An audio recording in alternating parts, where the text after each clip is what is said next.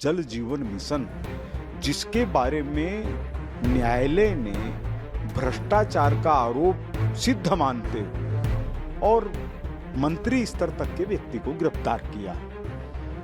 इस घटना से चिंता की स्थिति और बढ़ गई है कि जो पाइपलाइन बिछाई गई उसके लिए निर्धारित जो एरिया है 5-6 फीट खोद करके पाइप लगाना चाहिए, वो ऊपरी सतह पर ही लगा दी गई 1 फुट नीचे।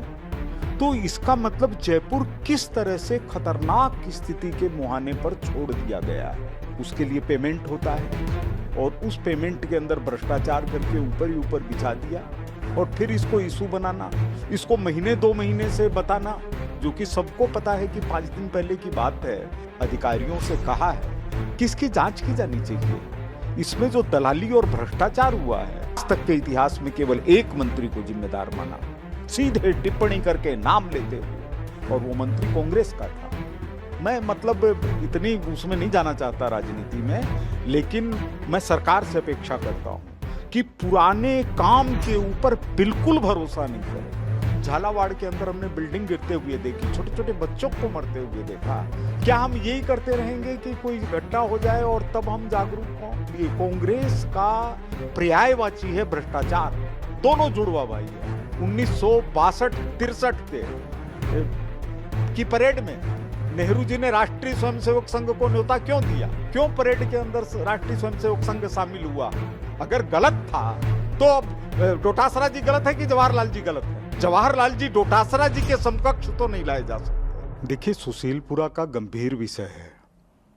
5 दिन पहले वहां जब सड़क बनाई जा रही थी तो वो पाइप लाइन से टकरा गई, जिसके कारण जो ओवरफ्लो सीवरेज था उसमें पाइपलाइन का पानी मिल जाने से कुछ घरों के अंदर वो गया।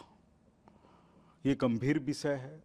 पता चलते ही दूसरे दिन जो भी व्यवस्था हो सकती थी या रात से ही जो हो सकती थी वो करने की कोशिश की गई। लेकिन बड़ा विषय ये है कि अभी तक हम लोग ये सोचते थे कि जो सामने दिखाई दे रहा है जल जीवन मिशन, जिसके बारे में न्यायालय ने भ्रष्टाचार का आरोप सिद्ध मानते हुए और मंत्री स्तर तक के व्यक्ति को गिरफ्तार किया, इस घटना से चिंता की स्थिति और बढ़ गई है। क्योंकि प्रथम दृष्टया यह सामने आ रहा है कि जो पाइपलाइन बिछाई गई उसके लिए निर्धारित जो एरिया है 5-6 फीट खोद करके पाइप लगाना चाहिए, वो ऊपरी सतह पर ही लगा दी गई 1 फुट नीचे।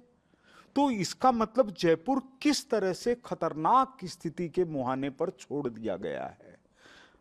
जो गहराई होती है उसके लिए पेमेंट होता है और उस पेमेंट के अंदर भ्रष्टाचार करके ऊपर ही ऊपर बिछा दिया और फिर इसको इशू बनाना, इसको महीने 2 महीने से बताना, जो कि सबको पता है कि 5 दिन पहले की बात है। रात को ऐसा हुआ क्योंकि रात को काम करना चाहते थे कि दिन और रात मिलकर के वो काम पूरा हो।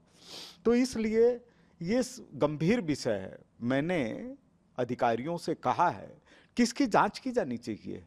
इसमें जो दलाली और भ्रष्टाचार हुआ है, आज आप देखिए क्या स्थिति कर दी कि जयपुर के अंदर थोड़ा सा पानी, बरसात अच्छी हो जाए, सब जगह जल भराव शुरू हो जाएगा। गर्मी आ जाए, पाइपलाइन टूटनी शुरू हो जाएगी, डिस्टर्ब हो जाएगा सीवरेज। ये कितना बड़ा घोटाला है। मैं आपको ध्यान दिलाना चाहता हूं कि सुप्रीम कोर्ट ने यूडीएच के अंदर भ्रष्टाचार के लिए आज तक के इतिहास में केवल एक मंत्री को जिम्मेदार माना, सीधे टिप्पणी करके नाम लेते हुए, और वो मंत्री कांग्रेस का था। मैं मतलब इतनी उसमें नहीं जाना चाहता राजनीति में, लेकिन मैं सरकार से अपेक्षा करता हूं कि पुराने काम के ऊपर बिल्कुल भरोसा नहीं करें, बिल्कुल भरोसा नहीं करें। झालावाड़ के अंदर हमने बिल्डिंग गिरते हुए देखी, छोटे छोटे बच्चों को मरते हुए देखा। क्या हम यही करते रहेंगे कि कोई घटना हो जाए और तब हम जागरूक हों?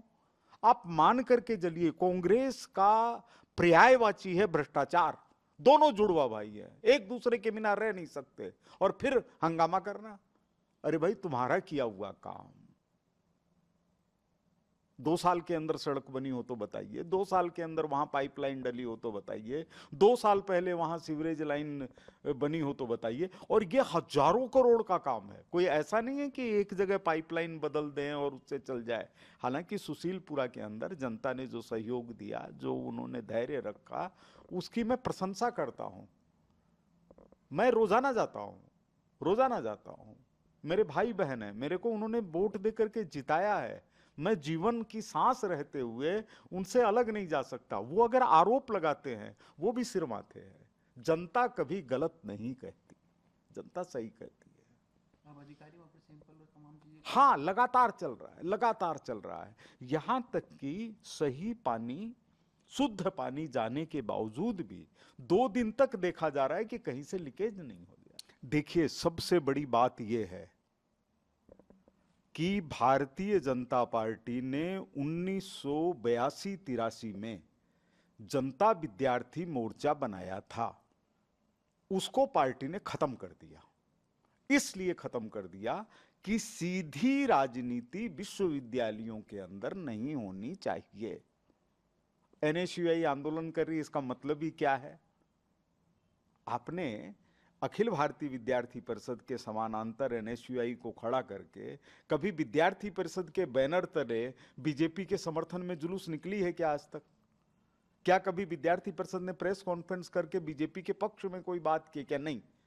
उनका उद्देश्य है शैक्षणिक सुधार और शैक्षिक उन्नयन, उस दिशा के अंदर वो काम कर रही है। और राष्ट्रीय स्वयंसेवक संघ से जुड़ा कोई कार्यक्रम भी अगर होता तो विश्वविद्यालय में क्यों नहीं होना चाहिए? राष्ट्रीय स्वयंसेवक संघ का उद्देश्य है देश के प्रति एकांतिक और अव्यभिचारिक निष्ठा, देश को परम वैभव पर पहुंचाने का सपना पूरा करना। यह विश्वविद्यालय में नहीं होगा तो कहां होगा? यह तो खुशी की बात है, होना चाहिए। मेरे को नहीं लगता कि ऐसा कोई विश्वविद्यालय हो जहां पर संघ की शाखा नहीं लगती हो।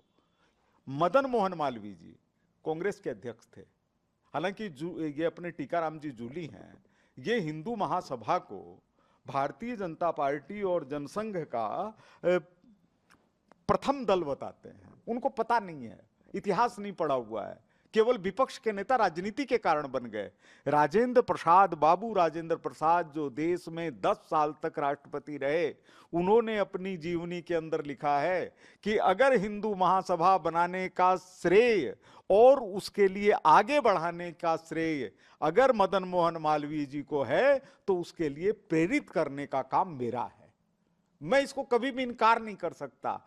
तो जब जिस कांग्रेस के अध्यक्ष, जिस कांग्रेस के 10 साल तक राष्ट्रपति रहे हुए, वो लोग राष्ट्रीय स्वयंसेवक संघ को आगे बढ़ाने की बात करते हैं। गांधी, इन्होंने, मालवीय जी ने काशी हिंदू विश्वविद्यालय बनाते समय बिल्डिंग बना करके दी संघ के कार्यालय के लिए, विश्वविद्यालय परिसर के अंदर।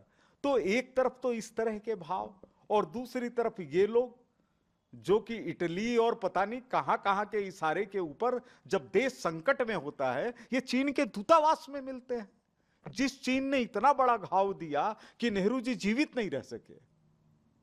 नेहरू जी मामूली प्रधानमंत्री नहीं थे, लेकिन कुछ गलत नीतियों के कारण उनको ऐसा बना दिया, एक तो कश्मीर को हमेशा के लिए विवाद में छोड़ दिया और चीन को मुकाबले पर खड़ा कर दिया।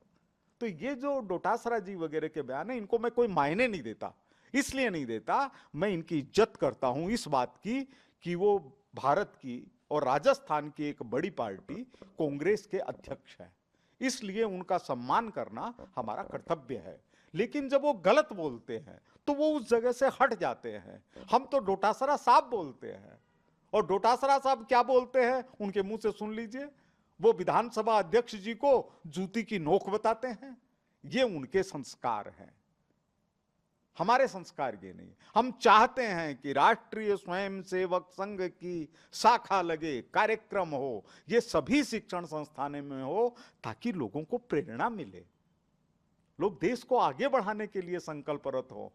1962-63 की परेड में नेहरू जी ने राष्ट्रीय स्वयंसेवक संघ को न्योता क्यों दिया? क्यों परेड के अंदर राष्ट्रीय स्वयंसेवक संघ शामिल हुआ? अगर गलत था तो अब डोटासरा जी गलत है कि जवाहरलाल जी गलत है? जवाहरलाल जी डोटासरा जी के समकक्ष तो नहीं लाए जा सकते।